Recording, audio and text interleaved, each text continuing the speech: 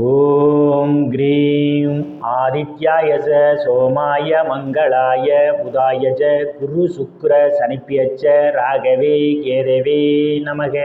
உலகை கட்டி காக்கும் பரமேஸ்வரன் பார்வதியின் திருவருளால் அனைவரும் நலமுடன் வாழ அந்த எல்லாம் வல்ல இறைவனை வணங்கி நேயர்கள் அனைவருக்கும் எனது அன்பான வணக்கங்களை தெரிவித்துக் கொள்கின்றேன். இன்றைய பதிவினை நாம் பார்க்க இருப்பது ஆவணி மாதத்திற்கான ராசி பலன்கள். முதலில் கிரகங்களின் நிலைகளை பற்றி பார்க்கலாம்.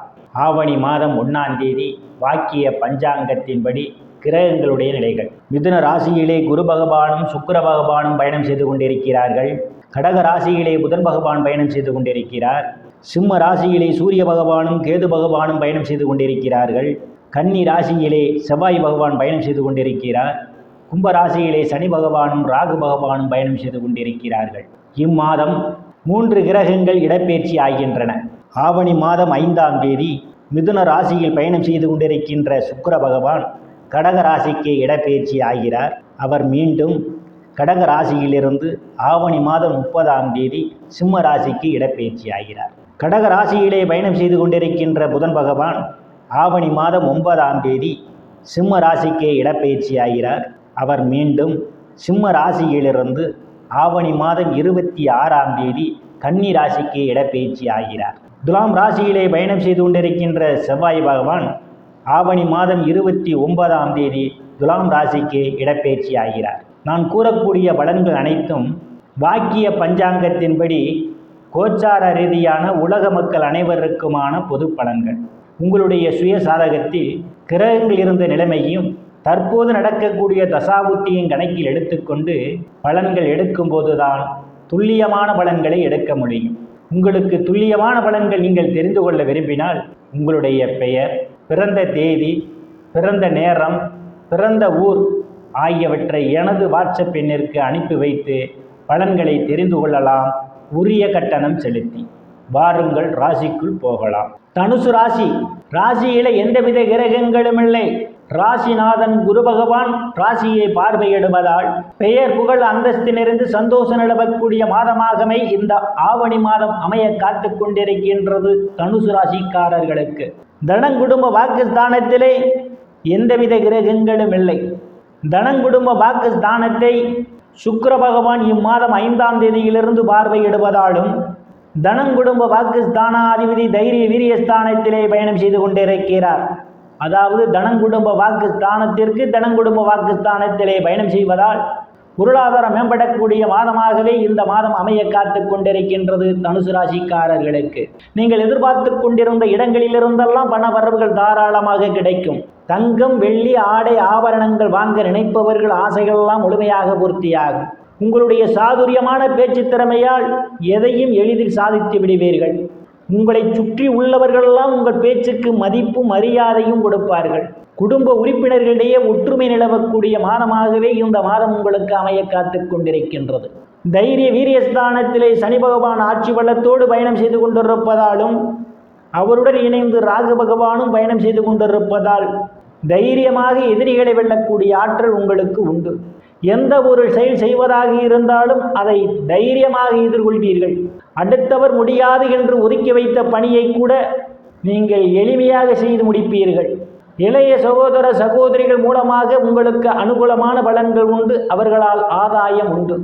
சிலருக்கு சிறு குறு பயணங்களால் ஆதாயம் உண்டு. சிலருக்கு கடித போக்குவரத்தால் செய்திகள் வந்து கிடைப்பதற்கான வாய்ப்புகளும் உண்டு. சுகஸ்தானத்திலே எந்தவித கிரகங்களும் இல்லை. சுகஸ்தானாதிபதி களத்திர ஸ்தானத்திலே இருந்து ராசியை பார்வையிடுகிறார். தாயாருடைய அன்பும் ஆதரவும் நிறைந்திருக்கும். தாயார் உங்களுக்கு பக்க பலமாக இருப்பார். ஆனால் தாயாருடைய உடல்நிலையிலே கூடுதல் கவனம் எடுத்துக்கொள்ள வேண்டும். பூமி, வீடு, வாகனம் வாங்க நினைப்பவர்கள் ஆசைகள்லாம் முழுமையாக பூர்த்தியாகும். சிலர் பழைய வாகனத்தை மாற்றி புதிய வாகனம் வாங்குவதற்கான யோக அமைப்புகளும் கூடி வருகின்றது.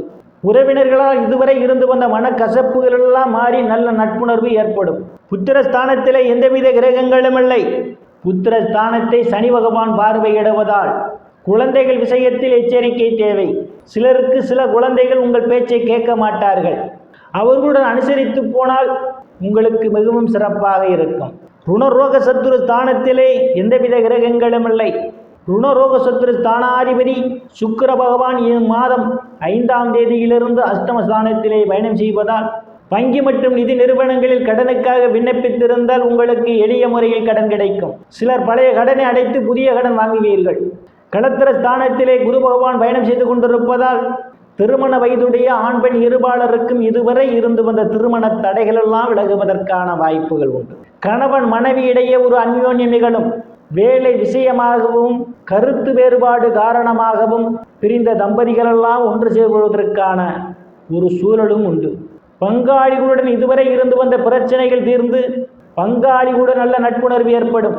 கூட்டுத் தொழில் செய்பவர்களுக்கெல்லாம் கூட்டுத் தொழிலிலே அபரிமிதமான முன்னேற்றத்தை காண்பீர்கள். அஷ்டமஸ்தானத்திலே இம்மாதம் 9ஆம் தேதி வரை களத்திர ஸ்தானாதிபதியும் தொழில் ஸ்தானாதிபதியுமான புதன் பகவான் பயணம் செய்வதாலும் இம்மாதம் 5ஆம் தேதியிலிருந்து லாபஸ்தானாதிபதியும் ருணரோக சத்துரு ஸ்தானாதிபதியுமான சுக்கிர பகவான் அஷ்டமஸ்தானத்திலே பயணம் செய்ய இருப்பதாலும் சிலருக்கு திடீர் அதிர்ஷ்டம் கதவை தட்ட காத்து கொண்டிருக்கின்றது. எதிர்பாராத நேரங்களில் எதிர்பாராத இடங்களிலிருந்து எதிர்பாராத பண வரவுகளெல்லாம் சிலருக்கு கிடைக்கும். இருந்த போதிலும் அடுத்தவர் பிரச்சனையில் தலையிடுவதை தவிர்த்து கொள்வது நல்லது. இல்லையேல் உங்களுக்கு மன உளைச்சல்கள் ஏற்படும். பாக்கியஸ்தானத்திலே பாக்யாதிபதி சூரிய பகவான் ஆட்சி பலத்தோடு பயணம் செய்து கொண்டிருப்பதால் தந்தையினுடைய அன்பும் ஆதரவும் உங்களுக்கு நிறைந்திருக்கும். தந்தையார் உங்களுக்கு பக்க பலமாக இருப்பார். சிலருக்கு அரசு வகையிலே ஒரு அனுகூலம் உண்டு. சில தர்ம காரியங்களிலே ஈடுபடுவீர்கள். சிலர் புண்ணிய ஸ்தலங்களுக்கு போய் வருவீர்கள். பட்ட மேற்படிப்பு படிக்கக்கூடிய மாணவ மாணவிகள் எல்லாம் படிப்பிலே சிறந்து விளங்குவார்கள். பேராசிரியருடைய நன்மதிப்பையும் பாராட்டையும் பெறுவார்கள்.